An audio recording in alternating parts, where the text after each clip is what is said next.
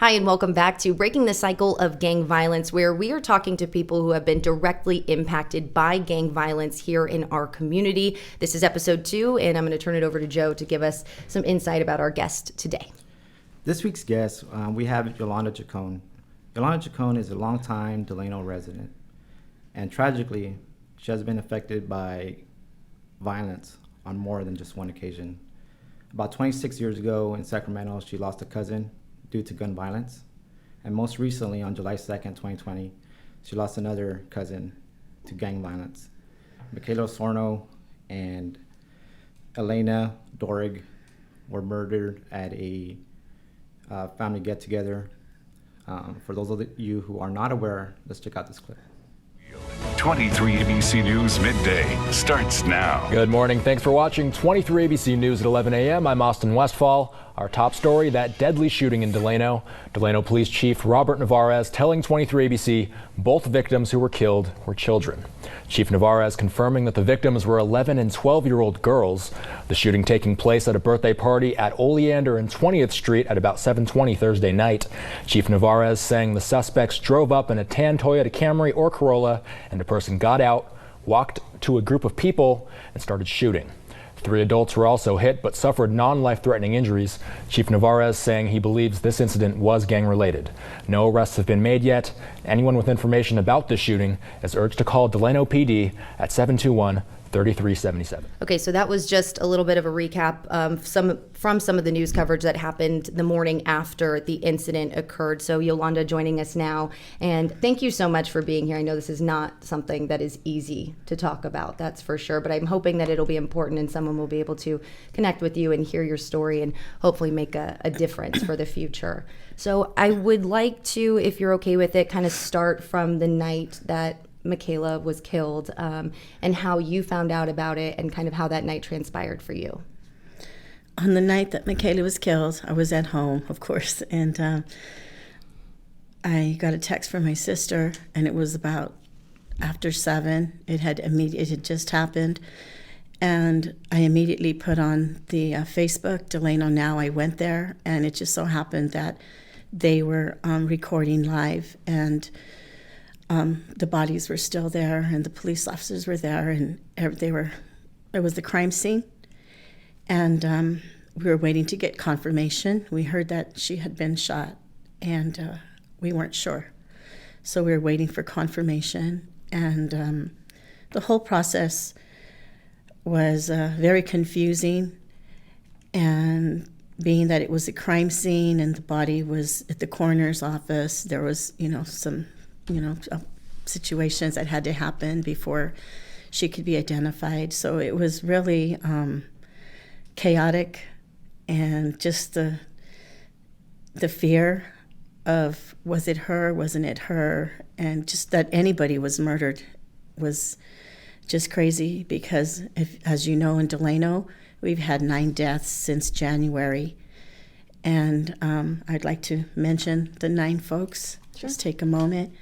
And of course, we know Makeliah and Ileana. And then there was Angel, Manuel Haro, he was 15. Michael Ernest Marroquin, he was 21. Abraham Romero, 16.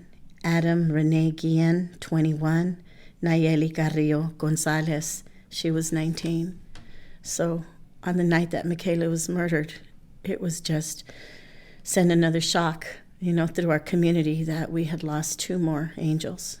And so every day after that, it was kind of like going through a fog, just kind of going through the motions. And as Joe mentioned earlier, our first family death of this type was 26 years ago. We had a cousin in Sacramento that was about to graduate. His whole life was in front of him, and he too was at a party, and somebody came and shot, and 3 youth were shot at that time, and he was the only one that was murdered. I want to talk a little bit about the difference, because anytime someone loses someone so suddenly, it's shocking and it's hard to comprehend. But I think when it happens from gun violence, gang violence versus, say, a car accident that was completely accidental, I think that's different. Do you want to talk about what the difference was in not only knowing that she was gone, but the way that she was taken. Yeah, the way that she was taken is just so painful and tragic, because had it been an accident or an illness like cancer or something, those are things that, are acts of God, and you do what you can through medication, and accidents, they can't be foreseen. And but gun violence is just so rampant in our community and in our surrounding communities these days. And that is what's really painful, that so many youth are killing each other. And I really feel that we can't look away from it.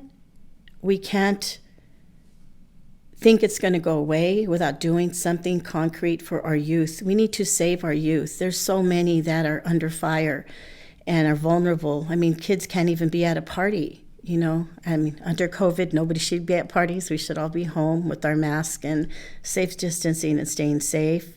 Just want to make sure I get that out there. But, for a child to be afraid to play in their own front yard. So I am an avid supporter of gun reform, because I think that people who hunt and have licenses, that are police officers or military, people who are disciplined, authorized, and licensed to carry a gun for those type of reasons should be able to. But I think that semi-automatic guns on the streets, we need to reform. We need to do gun reform, because there's too many children losing their lives, too many innocent people losing their lives, and too many people that do not deserve to have a gun in their hand that are out there murdering innocent folks. But we need to expand. We need more services for our youth. It's well known that youth that are involved in activities and sports, music, art, homework, learning centers, they will thrive. They'll have adult supervision. They'll have socialization. And most of them, they will graduate from high school, because whatever is going on at home or not going on at home, you have something there to fill in the gaps. And that's what I'm seeing, that all of these innocent lives that are being lost. Makeliah, she had so many dreams. She was an honor student. She had right here in this picture, this was her achievement. She had got honor roll. She came from a single parent family, but she was one of those students who would thrive given opportunities. I want to make sure I understand correctly. You believe that the root of this problem is starting at that youth age, whether that's a lack of activities that they're involved in, parents are busy because they're trying to work, sometimes single parent households. That's where you believe the root of the problem is coming from. I do. And I do know that there are homes that are troubled, and how can you help your child when you can't help yourself? So that's where we need more community outreach. We need an outreach program. I know of a friend who worked, I don't know, it was SB 68, I believe was the program in school. And her job, she's got so many successful testimonies of youth where she accompanied them. Some of them had problems with probation, or they were maybe had a potential of leaving school because they were a young mother, or other different situations that they might have going on. And her job was to work with them, give them support, make sure they showed up to their court dates so that they wouldn't be a failure to appear and end up in the system. And there are so many that have come back to her and they tell her, thank you for caring. Thank you for caring. I'm now married. I have a successful job. I have children. You made a difference in my life. So that tells me that restorative justice does work. Restorative justice does work. Why do you think then some of those people, the testimony that it worked out for them, that they were able to be helped even if they started to slip because of disadvantages they were facing, why do you think that doesn't work for everyone? Well, I think that it might not work for everyone, but there are different types of programs for depending at how high risk that student is. Might be a little further on down for that person. And I have a sister who recently retired from being a correctional officer, and she told me about a program in the prison. It's called EDGE, and they bring in the youth, And they show them, what happens when you choose to take that life, that you will end up in a 6 feet under in a grave or in a 6x9 cell. And if you don't like taking orders, believe me, all day long you're being ordered when to come out, when to go in, when to eat, when to go out and get a little sun, your whole life. And imagine being in there for the rest of your life from being a youth, And so some of those folks, I think they need a different type of a program to help them see the reality. I have a story myself that when I was young, there was an accident with a gun. I was 7 years old without supervision, and my brother was shot. He was 4.5.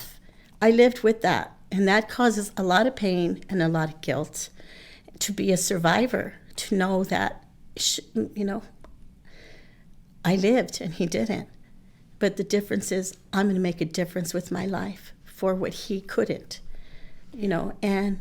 Can I ask you about that just to clarify? So you were unsupervised. Were you the one with the firearm with your brother? The firearm was in a cabinet in our home where the fishing pole was and the tackle box. And he was the only boy, although he was younger.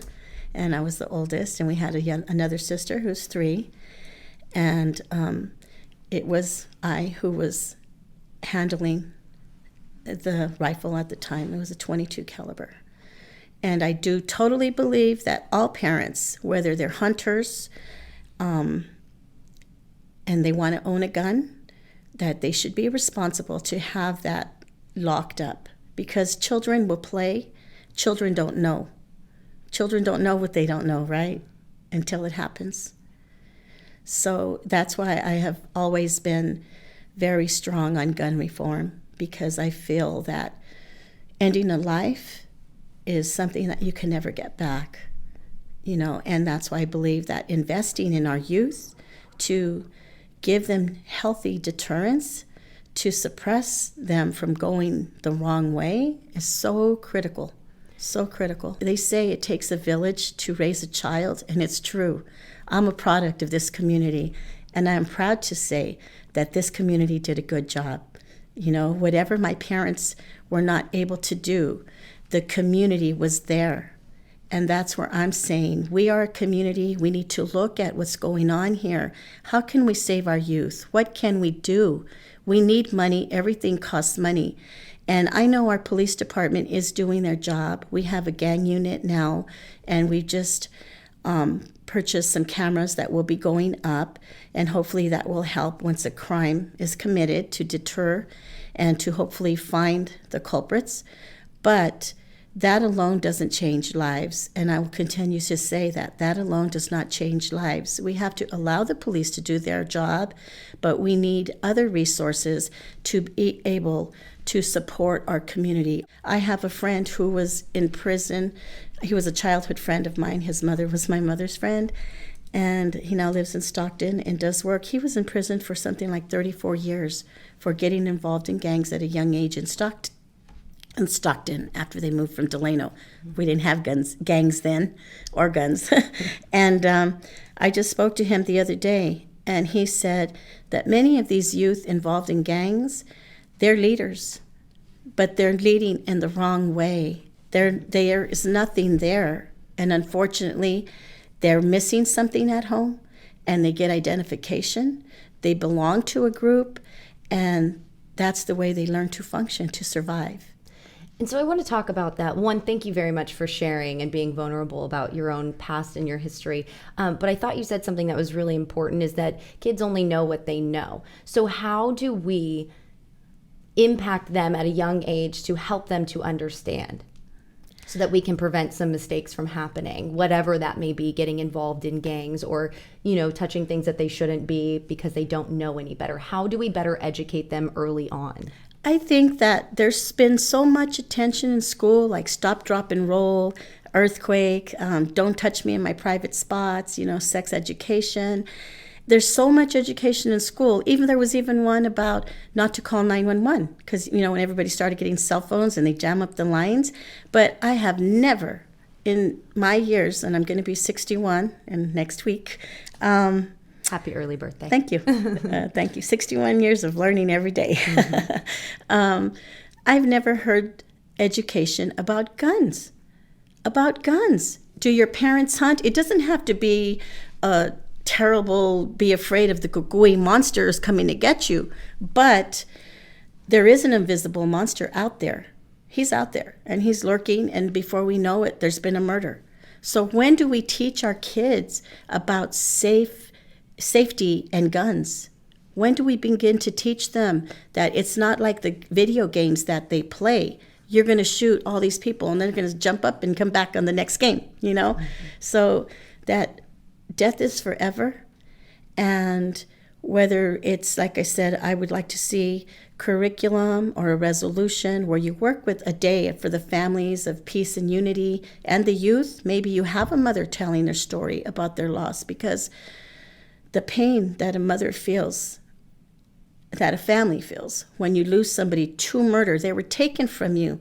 Their life was just in the bloom of the flower, and it was cut short. Yeah, I want to also talk about the community, which you've brought up a couple times, and I think that's another tangible idea that you're putting out there, is that the community needs to step up in more than one way. I've heard you say by being a lending hand, right, helping out others who maybe need some extra support, by voting, by helping to push for different things in the community. What do you think could actually change if the community got involved in making some of these moves toward helping youth?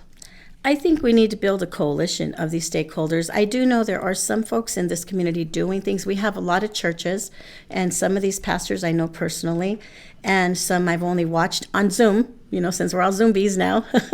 And their messages are good, and they're working within their faith community in their churches.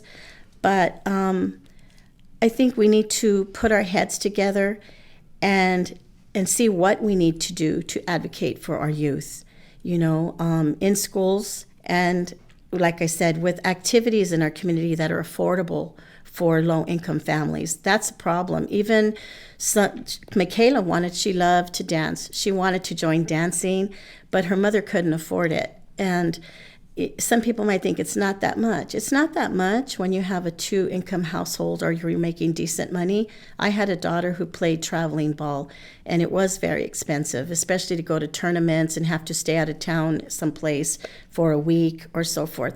So, you know, I feel bad for many kids who cannot be involved in activities because their parents can't afford it. I remember asking my mother for things. ¿Qué estás loca? No tenemos dinero para eso. You know, tenemos que pagar los biles y todo está caro y que no estoy trabajando ahorita, no es el tiempo. And it was never the time. You know, it was never the time. Thankfully, I had a grandmother who would say, she can do it and I'll pay for it, you know. And so whether it's having...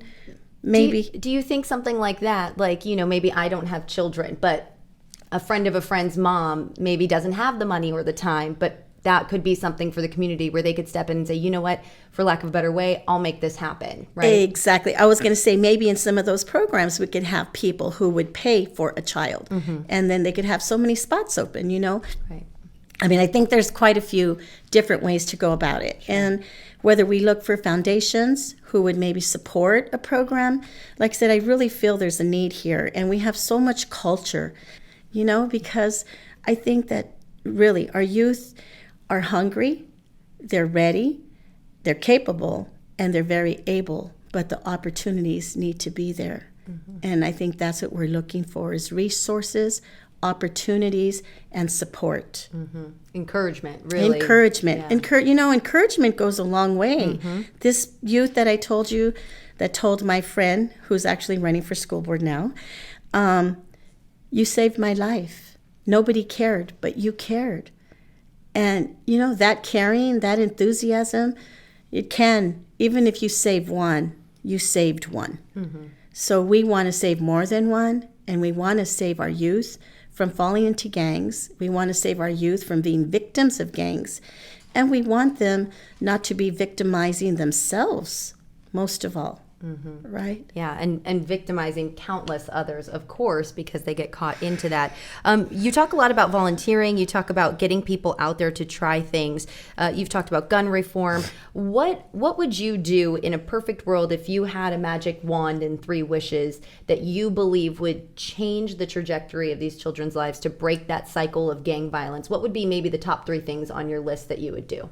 The top 3 things that I would do is I think would, my heart's dream or desire would be to have a cultural art and learning center here so that the youth will learn about Larry Itliong, Brother Larry Itliong. We have a very large community, Filipino community here, and of course Latino community, to know what Cesar Chavez didn't go to college. He barely went to high school, and he was a veteran of the Navy, which there's a Navy ship, christened after him, the USS Cesar Chavez. And I think that our youth need to learn about our own indigenous history, where we come from, to learn that we're not displaced people. We are people of the earth. We are people of this United States of America. Before the genocide, we are the first people. I come from Yaqui people and Tarahumara people, and many of our youth, even now, when you fill out some questionnaires, they ask your race and they say white, black, but they don't say, they say American Indian, but how many people even identify with that? Because it's been erased. And the more you erase the truth, the less you know who you are. So I think that a center where youth can learn about creativity and culture and art, find pride in themselves, and have support to do homework, and also have pláticas.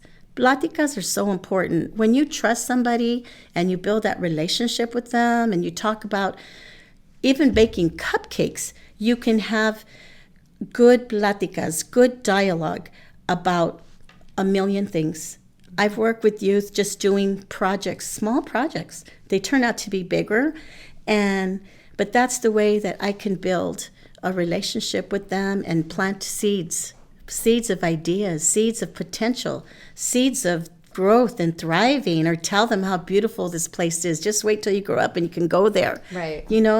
Planting seeds of dreams and desires, because sometimes people's lives are so vague and foggy that they don't have these dreams for themselves.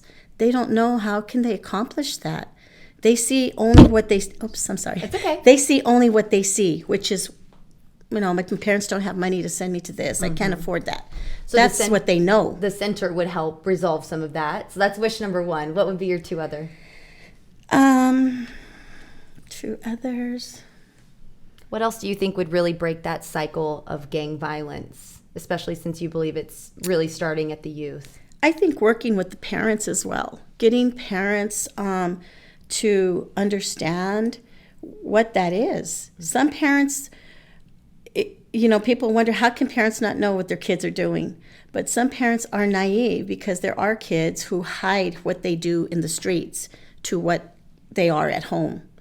And so we need to educate parents also to look for the signs and to actually learn how to communicate with their kids, to have, I know that sometimes the oppression is just so heavy, and people, they come home, they have to wash and cook, and, we don't even know.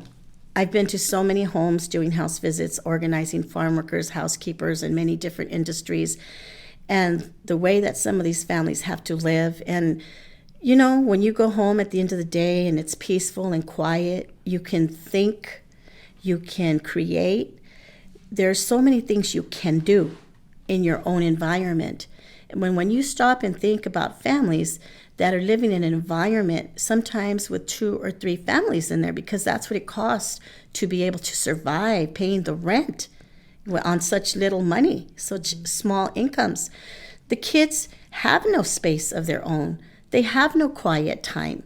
Sometimes you can't even do your own homework, and like I said, I think so working with parents is imperative, and also helping them to understand what their rights are within a school district, and also having those outreach people, because I know of some child that was suspended from school for using the word bomb during 9/11, right? And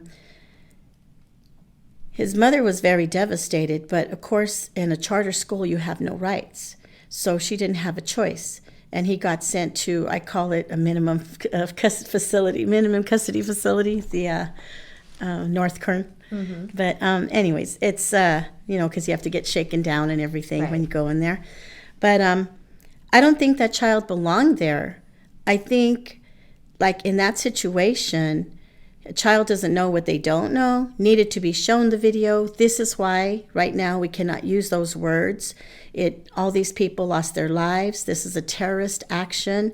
And that is why. Use it to educate that child and to help him gain empathy and compassion for what happened and to understand words matter. Words are powerful, right? I think that would have been a better scenario.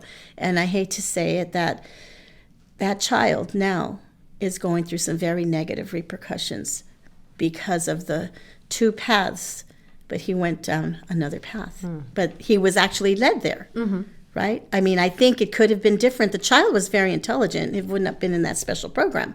Yeah. But unfortunately, it wasn't channeled and it was diverted into a negative. So would that almost be your third wish, having people who could help facilitate and educate even those who are doing the punishment? Not just the children who are being punished, but the people who are deciding that discipline, having someone to help them educate that this may be a better way to go about it? I do. I do. I believe that we don't mean to do negative or harm, but I think sometimes the actions that are taken, they lead more towards criminalization than restorative justice. How are we teaching that child his value? How are we teaching him the value of an education? How are we teaching him that where you're going now is going to lead to a dead-end street, So yeah, I do think we need people to do outreach within the communities with the families, and we need to work with the families and also engage the youth.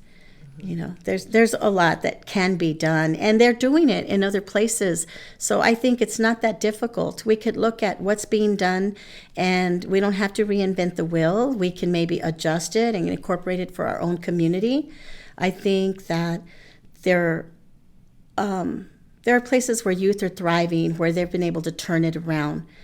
And like I said, I try to find people who have answers or who are going through the same struggles I am, because I don't know everything, but I know somebody else is already doing it. So maybe they've learned the lessons that they can impart and share with us. Yeah, definitely. I think seeking guidance from outsiders about the things you don't know can be really important for everybody.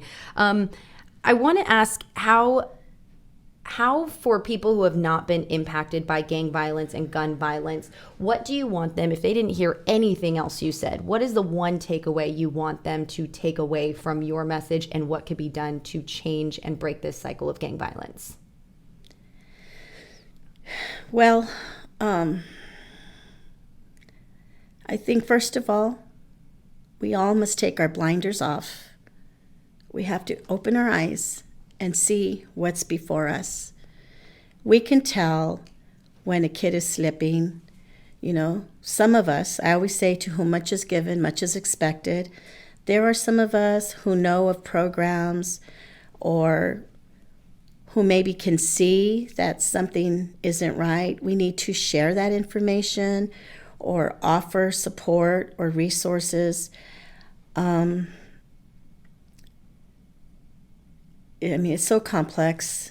It is just so complex.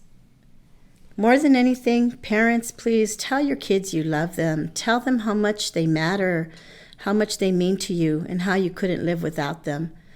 Because tomorrow is never promised. Our kids are not safe, as we see now, anywhere, not even in schools, not in theaters, not at concerts, not in the streets. And I think we want to save them from incarceration. We want to save them from victimization. We want them to have that quality life, to thrive. And I think I really want to tell parents, get involved. Please get involved, and please vote. Your vote is the most important thing, because that's how we get monies into our communities. That's how we get resources. The people who are representing us, who are there to speak for us, make sure that they know we can make appointments to go talk to them and tell them these are our issues. How can you support us? I think that people need to be involved. People need to be involved in their children's life, in their community, and in their churches. And I think everyone needs to have some type of faith. I mean, I believe in the freedom of religion, right, in the Constitution. But I think that having a vision and having faith makes a big difference. You'll always be on solid ground. I think that is what saved me many times, going through difficult times without adult supervision or parenting. I've always known. And so it's true, what you teach your child when they're young, they won't depart from it, but to care about others, to care about your community, to care about others, but to take action, because you have to walk the walk. You cannot just talk it. And they say when there's one lost sheep, you leave the 99 and you go look for the one. I think that's our job, is to look for our youth who are having a struggle, finding their way, and whether it's a paid dancing program or art or sports or something. What can we do? What can I do? Let's ask ourselves, what can I do? What am I doing? What am I doing? So, I really feel that we need resources.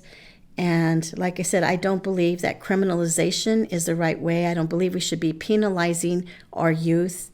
And I think we should be giving them opportunities, and we should be giving them a vision of all those things that are before them that they can do, right? Mm-hmm. If you were chief of police for a day, what changes would you make? Or if you were chief of police permanently, what changes would you make, or what would you like to see done?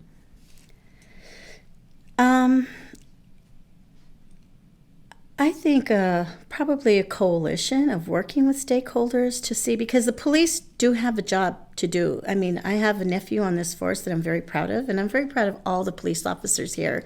I can say very truthfully that our police force is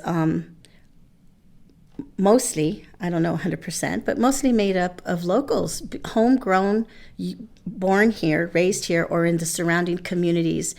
And the interactions I've had with our police department, they do care. But that's why I think that criminalization doesn't work, because our police chief here has been doing outreach to build a relationship with the community. Coffee with a cop, town halls, exactly. They're doing things. Did you see their dance challenge? Yes, of course. I'm so proud of them. Who didn't see that one? That was amazing. Yes. And actually, one of my cousins was the the choreographer. Oh wow. Okay. Okay. Got it. Right. So do you feel like really it just comes down to resources? I think a lot of it comes down to resources, because even the police chief can only do so much, right? And like I said, the police have a job to do. They have a job to do, to police. They have a reward program going, and hopefully if somebody saw something, they will say something, they will call in, and the police with their gang unit will be able to do their investigation. But some of these other avenues or prongs that per se do need funding, resources, and opportunities. Those need funding, and even if I was a police chief, I couldn't pull that out of my hat, right? But possibly working together with stakeholders, maybe we can look for funding through a foundation or through grants or through the state, because I've been doing research as well on where there's money to be had and what type of programs to suppress that there is money there. So I'm looking forward to seeing how we can build a coalition to do a collaborative of what and where, whether the city we do a resolution. We need to have more visibility on peace and nonviolence and talking about it. What is it? Is it just a word? What is it? Let's make it real. And like I said, our kids here in our community, we have examples, living, true examples. Some of them are still here today. And, some of our strikers that were there in the beginning on the front lines, they're now dying off, they're elder. But this is a very rich community. And like I said, we have prisons, we have problems, but now we need programs. I have one question, if you wouldn't mind weighing in on specifically, since this case ended up making headlines so loudly and largely for obvious reasons. I think for a lot of times for viewers and for outsiders, this happened more than a month ago, and unfortunately it's still unsolved at this point as far as saying an arrest was made. Right. For people on the outside who are not involved in the police work, what would you say to them about if they're saying we're not seeing anything happening? Well, I guess it's a biased opinion because I see the work that's being done here. It's nonstop. We were out here till maybe 7 in the morning the night it happened, and just working diligently, writing search warrants. It's nonstop. I mean, we do share your pain. We share your anger. This angered us too. This was something that I've been here 15 years and I've never seen anything like this. And like I said, this hurt us. And the detectives assigned to the case are working diligently to have or attempt to try and solve this case. And we do need help. We do need the public's help. If anybody is saying anything or hearing anything about the case, even if it's a rumor, we'll take it, we'll investigate it.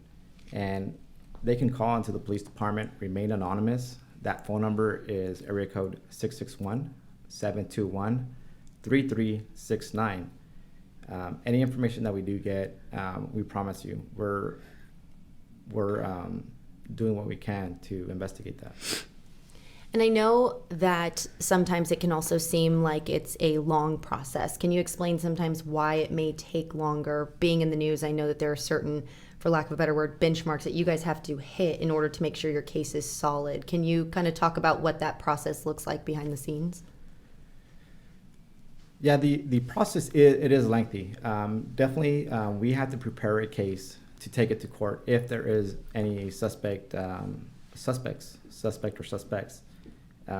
We have to, for lack of a better term, dot the I's, cross the T's. So when we do get to court, we can get a conviction on these cases. And it does take a lot of work, diligent work, and so that's why it is a lengthy process. Sometimes we have to wait on search warrants to get back, or whatever the case may be, or even witnesses, victims. Witnesses. They move. Now we have to go locate them. It's various things that can happen. Mm-hmm. But once we do get information, we move as quickly as possible. We don't hold on to it. Yeah. So do you have any questions? Anything that you have while he's here? No, I actually know that what they've been doing a lot. They have been doing a lot. From teaming up with McFarland Police to form that gang unit, to the cameras. I mean, I know that the police department is doing their job. And like I said, I think we need to look at the infrastructure of our community within the schools and externally in activities to resources for our children, those that are not in gangs, and we don't want to go there, right? I think that is a big challenge. And like I said, we are surrounded by prisons, but our children, we want to go to universities or to have a job, but to have a healthy life and to live, and that is something that the police department and our community is facing. And like I said, our town is grieving. These were the most atrocious. I thought it was bad when all the others were murdered because they were all under the age of 19, 16, 20, 21, 15, and then 11 and 12. Like, when does it stop? I mean, this is not a way to live.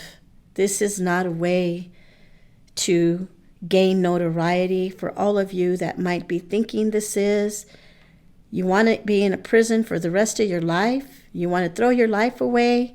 Your choices are your own.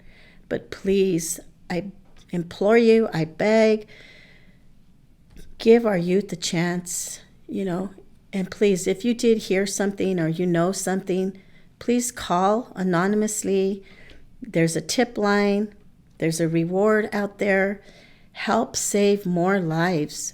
We need to get those guns off the street. The illegal guns, we need them off the street. Nobody needs to have those type of weapons. 5 people were shot. It's amazing only 2 were murdered. But even those 2 was too many, and we're in the 8th month of 2020, and I'm hoping that 2020 is for good eyesight. I'm hoping that it means we're going to have a better vision, in the years to come, and hopefully we won't be talking about more murders. We'll be talking about the success stories of our youth. We'll be talking about the things that we're doing in our community, and we'll be celebrating that our children are safe. That's what we want. More than anything, we want our children to be safe, but we do want justice. I'm using my anger and I'm using my frustration to see how can I be part of the solution? How can I support our community? The mothers that have lost their children, that are grieving, it's a process. We won't let their lives go in vain. We'll continue to work to help build a better support system for our youth. And like I said, the long arm of the law will find you. They will find you if you're out there doing things that are a negative impact to our community. You will find your place, and it's not a good place. So we hope that every youth out there that is listening will open their eyes to your life is your own. You have options, you have opportunities, take them. And if you can't find any, look for them. Speak up, speak out, ask for help, whatever it is that you need. Nothing is impossible. When you speak, you'll be heard. Knock and the door will be answered is what we're told, right? Mm-hmm. And I truly believe that there is a place for our youth, and we need to make the place where they can feel safe, where they can learn, where they could get support, where they could thrive. And more than anything, I think I really want to say that I want Makelah's life and Elayna's life and all the other youth, that their lives were not in vain. They were so important and they had so much to do and to give, and that we can hopefully have a more safe, secure community for our youth, today and tomorrow. Yeah, absolutely. Well, thank you so much for sharing. I appreciate it. Thank you again for joining us for week 2. The shooting deaths of Makeliah Osorno, 11 years old, and Elayna Dorig, 12 years old, remains open. Anybody with information, please contact the Delano Police Department at 661-721-3377. If you wish to remain anonymous, you can call the tip line at area code 661-721-3369.